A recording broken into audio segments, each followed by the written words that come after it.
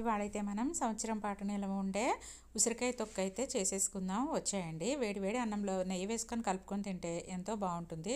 దీనికోసం నేను 1/2 కేజీ ఉసిరికాయలు అయితే తీసుకొని శుభ్రంగా కడిగి ఒక క్లాత్తో తుడిచి కొంచెం సేపు అయితే ఆరబెట్టుకున్నాను. ఇవి బాగా ఆరిపోయిన తర్వాత చిన్న చిన్న ముక్కలుగా కట్ చేసి మిక్సీలో వేసి పేస్ట్ చేసుకున్నాను. ఇందులోనే 100 గ్రామ్స్ కారము, 60 grams salt, lemon juice, 1 spoon మెంతి పొడి, 1 స్పూన్ ఆవు పొడి, వెల్లుల్లి రెబ్బలు వేసుకొని గ్రైండ్ చేసుకున్నాను. దీన్ని గ్రైండ్ చేసుకున్న తర్వాత ఒక బాక్స్లోకి తీసుకొని మూత పెట్టి 2 డేస్ అయితే స్టోర్ చేసుకున్నాను. 2 డేస్ అయిన తర్వాత దీన్ని అయితే మనం తాలింపు వేసుకోవాలి. దీనికోసం నేను 300 ml పల్లి ఆయిల్ అయితే తీసుకున్నాను.